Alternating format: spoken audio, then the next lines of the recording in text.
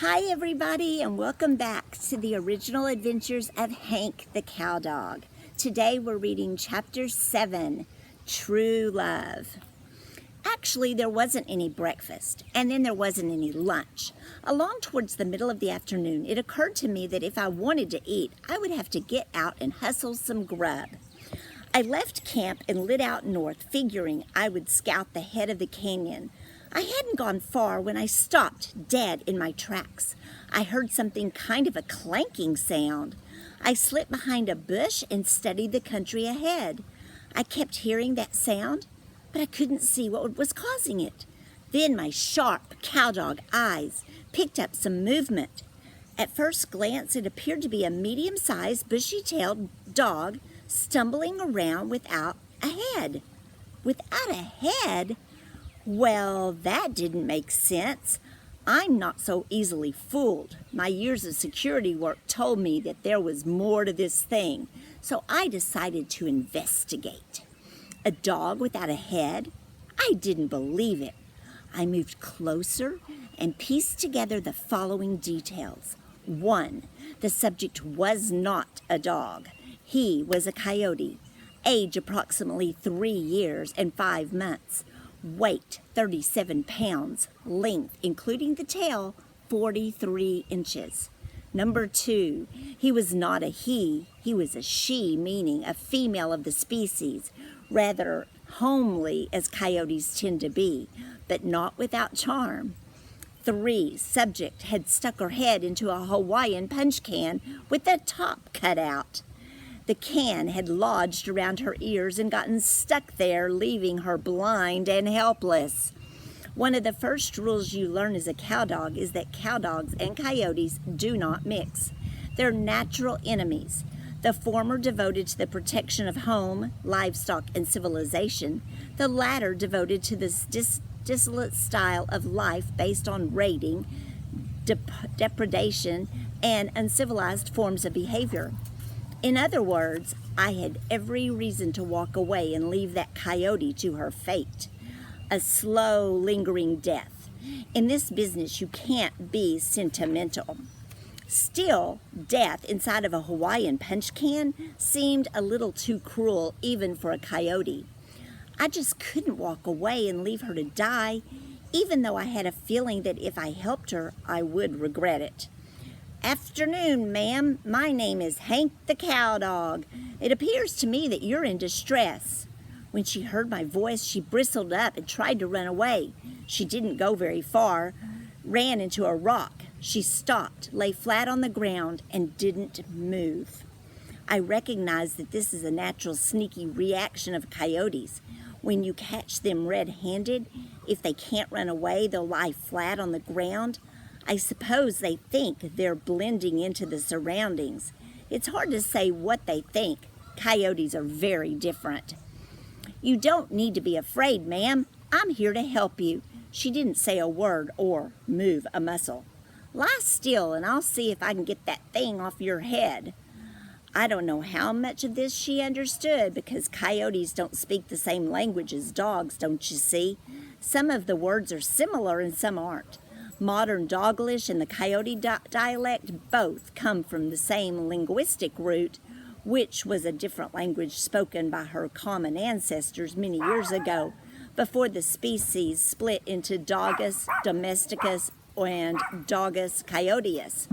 This is a pretty technical, difficult thing, and I don't want to bore anybody, but it's important that the reader understand these things.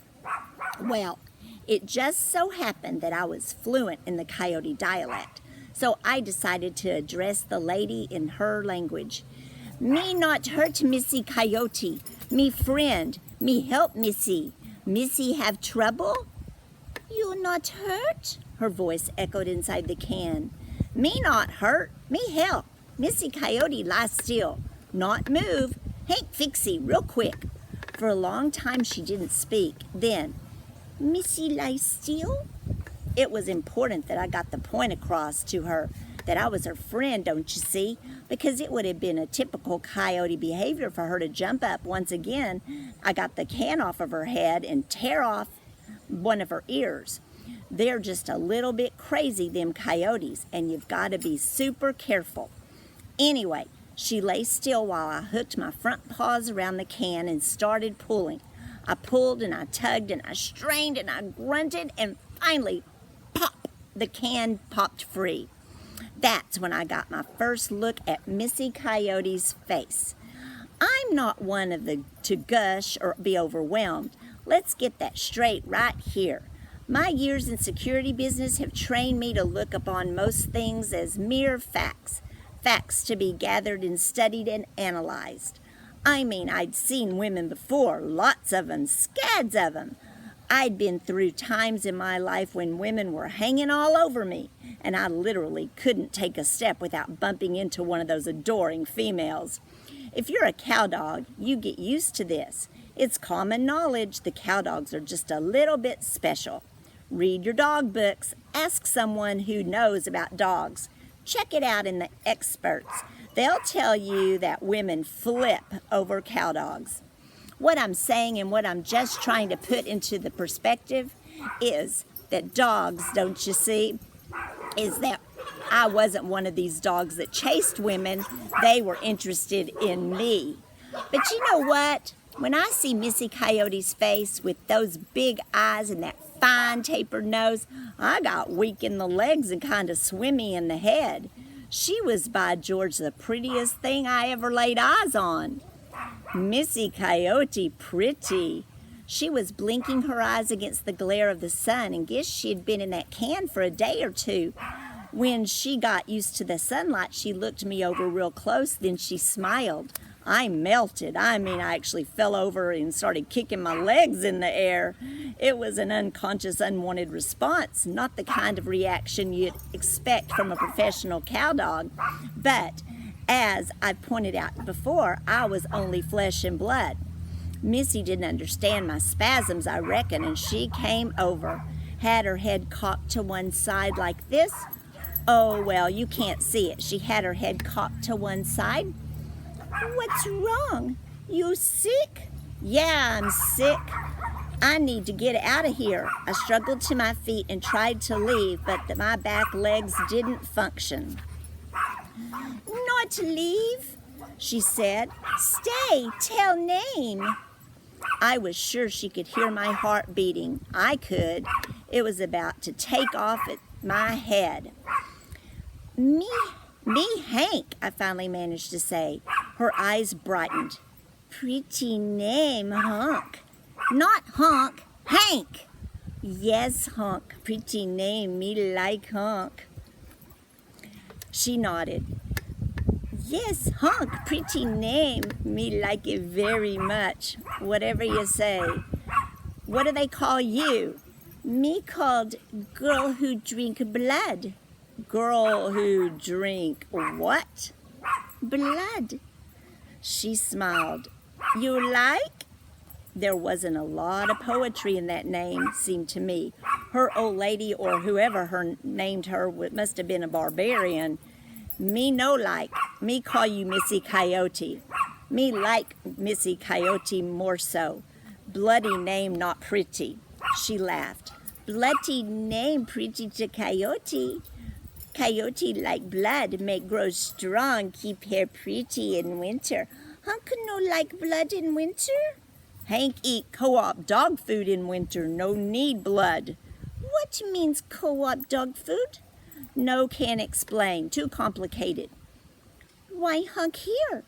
Not at people place where many building and house have chicken.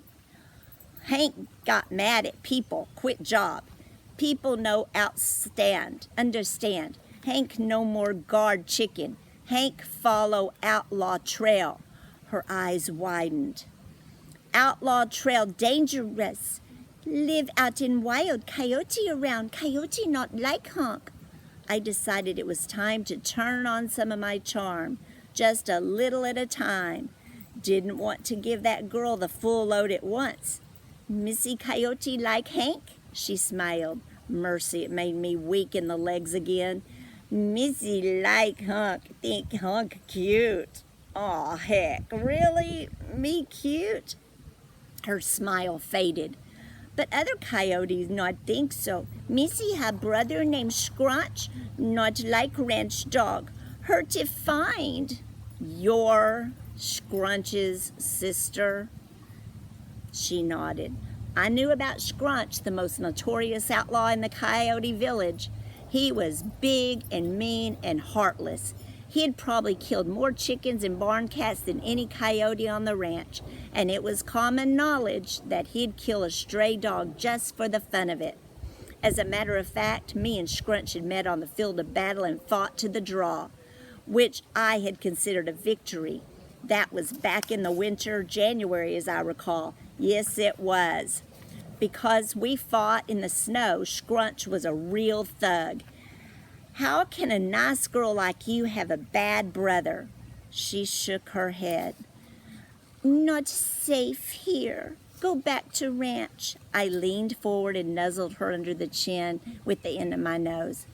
I ain't scared. Hank ready to fight. Whole family for Missy.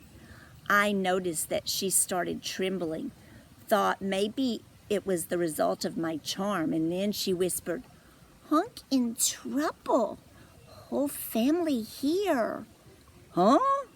I looked around. She wasn't kidding. The whole family had arrived. She was surrounded by lean-limbed, long-haired, scruffy-tailed, yellow-eyed, slack-jawed, hungry-looking coyotes. I was in trouble, fellers, and had a feeling that a wreck was about to begin.